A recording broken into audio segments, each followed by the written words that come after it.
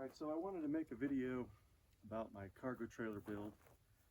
Anyway, I'm going to probably set up the camera several times and give you different views of it, but spent a lot of time reviewing vans and cargo conversions and other people's material thoughts, and I thought I'd share what I ended up with. I think it's interesting how everyone's build is unique and that it's designed to suit their needs. So I'll go into that later in the video and why I picked some of the systems and organized the space the way I did. But I've had it now I've been using it for about 1.5 years like this, and I wouldn't say it's done because you're always tinkering, doing something different. But I'm really enjoying it. It suits my needs really well, and I guess I'll leave it there and I'll give you a tour of the different systems inside and out. We'll start outside. All right, so real basic, it's a 6x12 cargo. I think it's about a 18-year-old version. I bought it used, obviously. It was formerly a yard guys or some kind of lawn maintenance service where they hauled lawnmowers and shovels, weed whackers around in. And it was pretty ratted out on the outside and inside. It came with the nose cone up on it already, but I went ahead and added a storage box up front. Added the window on the door, went ahead and put 2 operable windows in it, one on each side, allow some cross ventilation and an exterior light. But that's really about the gist of it. I will focus though, you'll notice that it is running a lift. I did an axle swap on the leaf spring, so basically what that means is I took the axle, which normally rides on top of the leaf spring pack, and I converted it to be below it, essentially giving me 4 inches more clearance. So really helps getting up here and on some of these roads. You'll see how filthy it is. I came up on a logging road today that I think most 2-wheel drive cars wouldn't have made it up. So the added clearance really is a benefit for getting me into the back country, if you can call this back country. I tow it with just a 1/2-ton truck, as you see. It is the real rear tailgate version, I guess ramp version, which I love because I haul motorcycles and it's easy to move, furniture and those kind of things in and out, because I do need it to be a cargo trailer still. I haul toys with it, and so that was really kind of the essential piece of my build, is I had to be able to haul stuff, but I still wanted some creature comforts. So now I'll take you inside.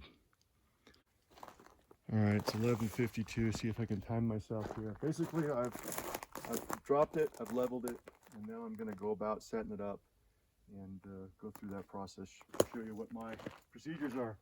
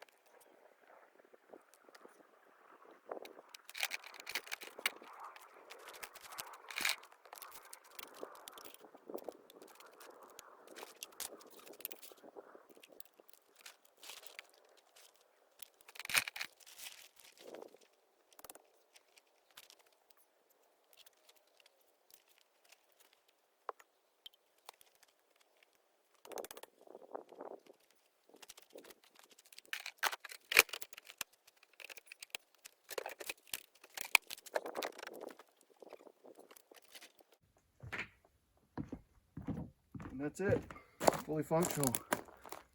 Bed's made, awning's up, running water, electricity, and I'll get into all of that on the interior in a minute here. 12:04, almost 12:05, 15 minutes. A lot easier than setting up camp with a tent. I'll go over the inside with you. Okay, so again, it was a cargo trailer, So it didn't have a cargo, or excuse me, an RV door on it. I modified the door. I put just your typical screen door handle on it. Man, this thing is filthy, I can't believe it. And heard a lot of people say, well, how do you prevent yourself from getting locked in? My solution was I drilled a hole in the bar, run the padlock through it, and I can lock that. Now there's no way anyone can turn this and lock me in at night.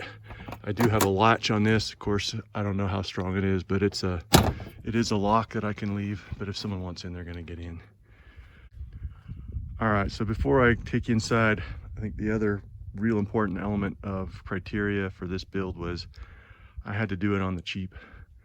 I'm pretty frugal, so my building materials and things I used were Craigslist and yard sales, and a lot of finished material you'll see in here aren't actually intended to be used for finishes. It's sheathing that is underlayment, like the panel you see on the door. That's not supposed to be paneling. It's only 1/4 inch plywood. All of the casework that I built, the cabinets, they're just all dimensional lumber. And so I figured out what was available so I didn't have to mill it and trim it. And I just used the actual sizes, the pieces, to come up with the frames and the door and the cabinets themselves. So I can go into that in detail, but I've never made cabinets before. But I wanted to have a place to, potentially cook on. I prefer cooking outside if I can, which that stove is portable. But I also wanted a little sink.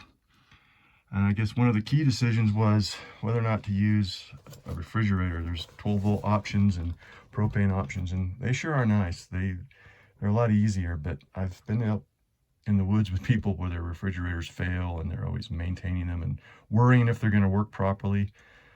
I like ice. I know what ice is going to do. It's very predictable, so I went with the ice chest. Again, simple. I didn't want a lot of complex systems to have to deal with. So you'll see I've got a switch for the water pump for the sink. I've got 110 outlets, which if I'm plugged into a Jenny or plugged into the wall at home or a campsite, if I do go to a campsite that has power, I do have 110 power there. And I also have 110 power over here in the back corner. I will say it is nice with an electric heater if you have a power source when it's cold. It's convenience. I'll point down here in the corner. I've got a little electrical center over there on the left. I've got a carbon monoxide detector, and then in the center I have the control panel for a diesel heater, so I'll go over that later. And then I've got a little 12 volt port where I can charge phones, cell phones, laptops, whatever you need to. That's a 12 volt. Hard to see, but over in this back corner behind the bed, I also installed another little 12 volt port so that you are in bed, your phone can charge. I'll talk about the bunk later. Keep it up here for now. So the sink, started out with the cold water sink. Sorry, that's my dinner in there for tonight. Made some stew I'm gonna eat. I was trying to defrost it. But the way it's set up now is the sink is plumbed. Turn that on, the pump should you hear it kick on. Give it a second to prime, and then we'll have running water in just a second. So there we go. We have running water now, and I'll go over that system. Okay, for water, I have a door underneath here. It's not great access, but I'll go over that in a second. You have to pull the cooler out if you want to get access to that. And the way it's set up, it's again very simple. There are 4 5-gallon jugs and just a simple 12 volt 12 volt pump. And you can see the green hose is just it's a vinyl hose that I drop in the 5-gallon jug. When I run out of water, I open this door and drop the hose in the next jug. So I find that 2 people in here can go through about 3 to 4 gallons a day if you're not even trying to conserve water. Originally, running water was all of my aspirations, but when you start getting the sink installed and you see that it has a hot and cold faucet, you get a little greedy. And so this was a nice amenity to add, a little instant water heater. It's fired by propane. It only fires on when you need it, so it's really nice. It's on demand. I've been really happy with it, but I'm also a little disappointed. This particular unit I have has been hard to control the temperature. It might be due to a pump volume issue, but the pump and heater are supposed to be paired together, but I can't control the temperature really well, but I've got it set so the water's really hot, and then I mix it with cold water from the tap to get it to the right temperature. But what a luxury, having hot water in camp. The bottom cabinet here is just my storage. It's kind of cleaning supplies. It's my trash can and whatnot. So the sink has been a huge asset for us, being able to wash dishes, wash your face, brush your teeth. Really easy to have a kitchen with a sink. So that is the water system. All right, I'm going to go over the propane system now, and really it's used for a couple of appliances. One I just mentioned was the hot water heater. It's plumbed in there. The tank is mounted up on the nose, which I'll show you later. But I've also got a propane line plumbed in the front here, which you can see I've got my camp stove plugged into it right now. Initially, I thought the camp stove would be interchangeable with a little catalytic heater. I've got a little Black Cat heater, and it works pretty well. But as anyone knows is heated with propane, it gives off a lot of condensation, and I'm not comfortable sleeping with it on. So you were cold, and then I was afraid the pipes were going to freeze on a cold night. And so I kind of shied away from that, and that's when I ended up installing the diesel heater. And I'll talk about that soon, but I'll stay on the propane right now. So it's a little portable stove that I keep in this top drawer. It sits in here with the utensils and travels pretty nice in there. I can also take it outside if I want to cook, not cook, stink up or heat up the trailer on a hot summer day. But for 2 people, the 2-burner stove has worked really well. Okay, so this cabinet was an afterthought. Originally, I wanted to have the full depth of the trailer for carrying couches and beds, and I ended up building this so because it made a nice bench, as well as concealed was a great place to put my little cassette toilet. I think a cassette toilet is a great luxury when you're in the woods, to be able to sit comfortably, know you have a safe place, especially if it's dry or warm even. And the way I installed it, I just put it on a little dolly, so it's on wheels, slides out, easy to get to, and it's like I say, a really nice comfort, or creature comfort to have, I should say. So now I'll try and describe the bed. You hopefully saw me set that up ahead of time, but it's a simple wood frame, 2x4 construction. I've got 5/8 plywood, or I guess it's 3/4 inch nominal. I've got it mounted on some hinges, which you can see up on the wall behind it. Bed's gone through a couple different iterations on this build. It's not my original concept, but it works well, and it's easy to use. The legs pivot, they're just on a through bolt, so you have to fold the legs up or down before you swing the bed, but the bed swings down up against the wall while you're traveling. You can see the tie points on the wall. That's for storing your bedding, your pillows, your sleeping bags, whatnot. The mattress is actually a extra long twin. It's the same ones you see in dormitories. I happen to have 2 of them, so I designed the bed around them. They're really comfortable. They're 6-inch foam. I didn't want to cut them because I think they're great to sleep on. So you can see the floor space below this one. I just have another mattress that we simply lay on the floor here when we're sleeping 2 people in the trailer. And when it's only me, like right now, I'm up here by myself, I've got all this space for gear and clothes, and hopefully a cooler full of deer meat before the weekend's over. All right, so that is my bed. I also have this little privacy curtain, which I'll show you here in a second. But this curtain, it's super nice for a couple reasons. It's a blackout curtain. So when someone is sleeping in, like my teenage son, and doesn't want to get up with me at 4 o'clock in the morning, I can pull that. And when I turn the lights on, he's in his bed sleeping and not too disturbed. Also, when you're sitting on the throne in the middle of the night, you're not so close to the person on the other side of the curtain. At least it gives you a visual separation. All right, so you may notice I went ahead and closed the lift gate. I was getting a lot of glare on the camera, so I wanted to talk about the lighting. Again, it's a simple 12-volt puck light system in the ceiling. That's on a switch. That's controlled on the wall as you come in the door. And then the other light I have is your kind of standard RV light, which is over the work surface of the kitchen area. and it's on its own switch, so you just reach up and turn it on however you need it. That's it for lighting inside. I do have, I'll swing outside here real quick. I do have that porch light, and I guess I'll add a suggestion here. I've seen it installed, and I've had RVs where they're installed right by the door. I think a better option might have been actually back in this corner, and the reason why is it tends to attract bugs. And so with this particular door, I don't have a screen. I do have a bug screen I hang on it, but it's not a great design. So you get a lot of bugs right by the door. I would suggest mounting your light further back. It's only 5 feet away, and I think it would be sufficient amount of light levels. So that's it for the lighting. So back outside, I want to show you the rest of the utilities. You'll see right away a white bucket down here. That's my gray water system. So the sink drains right into that.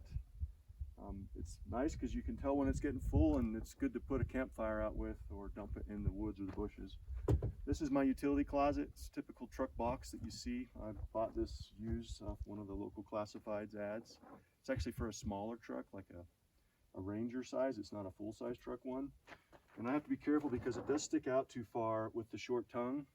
I can hit it with my bumper, so that's unfortunate. I would recommend someone, of course, a shorter one if they need it. They're going to follow this suit, but I'm going to go through what I got in here. But an overview is propane, diesel, deep cycle battery, and storage. And I'll show you that close up now. All right, so you can see I have a horizontal mounted propane tank. You must buy or use a horizontal mounted propane tank like you see on a forklift. You cannot use your standard barbecue tank. You will get liquid propane out the end of it, and that is very dangerous, so please be careful of that. This is a 7-liter diesel tank. I've got a simple line coming out the top of it here. I have to use a funnel to help me not spill when I fill it. I did have another diesel tank that I had mounted on the outside of it, but it didn't hold up well to the UVs, so I put a slightly smaller one in here, but this will last me 2 days if I run the heater nonstop. You can see I got a couple of emergency fishing poles. If I get someplace and I see some brookies swimming and I want to at least try them, I didn't bring a pole, I've got those, or to give to someone else. So up here in the electrical, below this piece of plywood, I have a deep cycle RV battery. It's just a lead acid battery. I wish I had better batteries, but I get about, I think it's an 85 amp hour battery, so I can use about 40 of that before I would start to damage the battery. But honestly, with the lights and the ceiling fan, and then the glow plug on the diesel heater, I've never pushed the battery. I can leave the lights and fan running for 2 days straight and hardly dent the battery with LEDs and the low draw they have. I've got a master kill switch here, so I can disable the whole 12-volt system. I do have a 12-volt, this is just your kind of cigarette lighter port. I can plug an inverter in there and then plug it into my 110 outlet and get 110 off the battery on those two 110 outlets inside if I need it. So if I've got something that you need to run that only has a 110 plug, like your laptop or something, I can plug my little inverter in here and power it from inside. This is just a little trickle charger. It's so when I'm plugged into shore power, which actually I might show you here, it's just a pigtail in. I can plug an extension cord in there. I've got a hole in the bottom of the box. I route it up through there. And it's essentially just I know I'm probably going to get some comments, but it's just an extension cord concept. So I plug in here, and it's like plugging an extension cord in, and it gives me a couple outlets. So when I'm plugged into the wall, shore power, I can run my trickle charger by plugging it in there, and it will tend my battery. It'll monitor it and keep it topped up at home. So that's real convenient. My battery's always maintained well. This other plug here, it's a female end. It's also set up for a solar panel. So it's what controls the solar controller. It is the cheapest solar controller on eBay. I think I paid 12 bucks for it. I have a 100-watt panel. I didn't bring it because I'm only up here for a couple days, but I'm kind of parked in the shade here today, so it wouldn't be ideal for a solar panel on the roof. So I chose to have a remote panel where I could simply put it on an extension cord, 25 feet away from the trailer, and get full sun and keep moving it throughout the day. I have been out for over a week, and it's nice to have the panel. it really keeps the battery topped up without having to use a generator. I do have a little generator too that I've used with the system. So that is the utility closet. And I guess the only thing left to show you is my surprise on the inside. Well, with the addition of the hot water heater, I added something that I thought was actually a pure luxury, not necessary, but I will say that I have enjoyed this and appreciated it more than I thought I would. Below my walk-off mat, I have installed a pit or a sump in the floor. So you lift the lid out, and in here I store a shower head and a shower curtain that is hung from the ceiling, and the shower plugs into the faucet. So I can actually shower inside on a cold day, have a shower, and feel clean. Now, I like to camp, and it's a good excuse to get away from the ladies sometimes, but I tell you, if there's a woman in camp, they will really appreciate that. I'll set it up real quick and then let you see what it looks like afterwards. So here's what it looks like with the shower curtain installed. I'll walk you up through that now. Let me take the camera off the tripod. So this was proof of concept, really. It wasn't supposed to be final product. I'm gonna buy a nicer curtain now and probably use like a vinyl one and maybe put a zipper in it. But these are just a couple of really cheap vinyl curtains. There's bungee cords attached to 4 points on the ceiling. And down below, it just sits in this sump. I built a little wooden, it's actually pine. It would be nice if it was teak or something, but below it is a little drain that I'm kind of pointing to now, and it actually exits to the same spot that the sink does. So you crawl in there and you can have a shower. Now look at my faucet. I added this valve, so it just has a Y in it, and I can turn this and divert the water through the hose. And then the handheld shower has an on-off switch on it here, so you simply control the water at this point and hang it over the curtain. So that's my shower. I guess it wasn't that big of a surprise, but it sure seems to surprise a lot of people when they hear about it or see it. So I guess that's the tour of my to-go box, as we call it. It's been a fun project. I'm hoping to enjoy it for years to come. And I guess like any project, maybe it's never done, and I like that aspect of it. You can always tinker on it and add to it and improve. So if you see improvements, let me know. I guess send me some comments. Never asked for comments. I've never really posted a video before, but I know that a lot of people enjoy watching these, as do I. So curious what kind of feedback I can get on it. You know, I really wanted a budget build that was really versatile and simple to work on, and I think I've achieved that. And so far, it's been pretty reliable.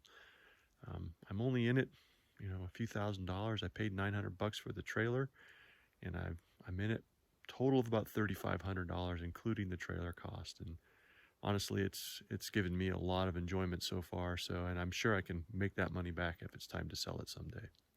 So, thanks for all your suggestions and all your help for videos I've watched, and hopefully this is helpful for you guys too.